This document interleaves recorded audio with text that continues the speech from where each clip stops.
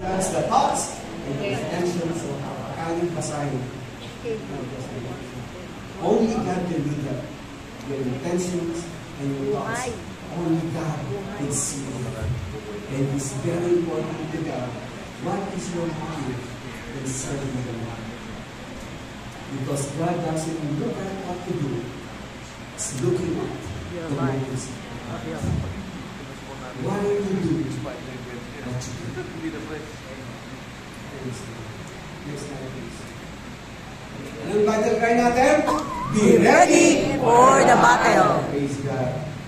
Number 3, confess all your sins to God. To God. Submit, therefore, to God. Resist the devil, and he will flee from you. The word submit there is you surrender. Okay? Sabi ng Bible, unless you repent, metanoia.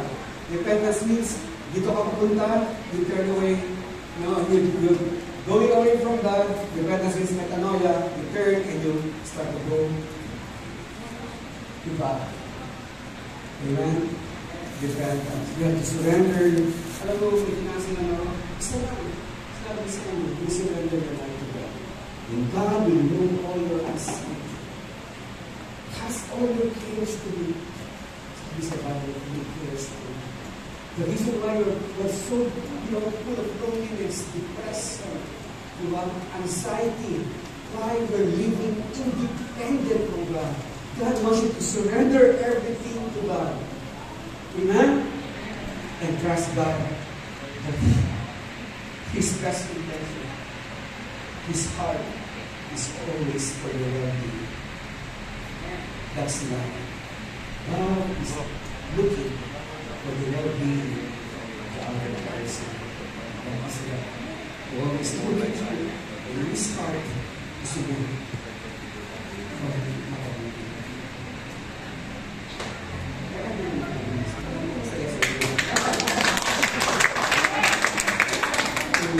Nawili ka pakinig.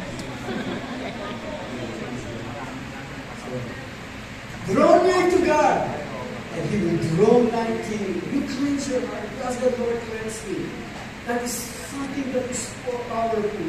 His love never loses its power.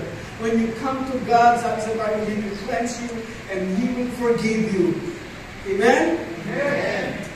Praise God. And purify your hearts. You double-minded. When you are double-minded mind, God can bless you. You have to believe in your heart that indeed when you come to the Lord, He will open His eyes to you. He will run towards you and He will embrace you. And He will say, you are my son. You are my child. Amen? Amen. Praise God. Hallelujah. Number 4, fear not. Focus on God. You see, sabi sa Bible, perfect love casts out fear. When you know that God loves you, not because you're good, not because you're doing a lot of things in the ministry, not because you're praying a lot. God loves you in spite of, not because of. Unconditional love. Fear not. Okay? Fear not. Ito mo, ni 17, palaya sila ng demonyo. Pero sabi ng Panginoon, the 72 declared in joy and said, Lord, even them will submit to us in your name. Ano sabi ng Panginoon? Next slide, please. He replied, I saw Satan fall like lightning from heaven. Sabi ng Panginoon. But, sabi ng Panginoon,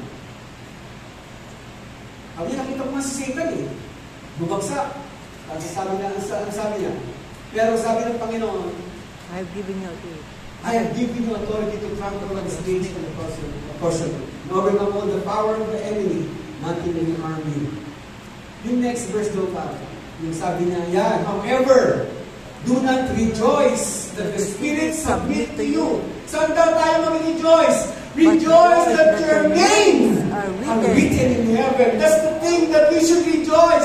You are saved forever. Amen. Nothing can snatch you out of the hands of God. You were saved and secured in the hands of God.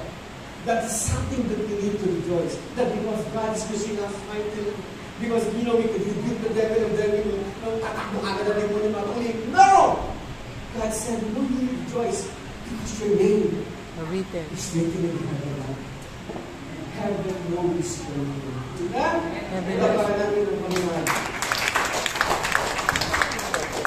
Like, be ready For the for the battle. battle. Ang gagawin natin, number one, know your enemy, put the gospel armor, and press what says to God.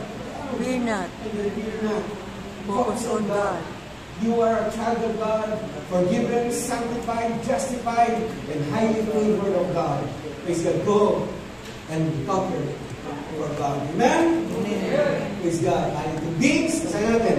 For I Neither am death, nor life, dead, neither angels, nor devils, neither the present, nor the future, nor any powers, neither heights, nor depth, nor anything else in all creation will be able to separate us from the love of God that is in Christ Jesus our Lord. You are secure in the hands of God. Nothing can separate us. Amen? Amen. Praise God. Palapakan natin ang Panginoon.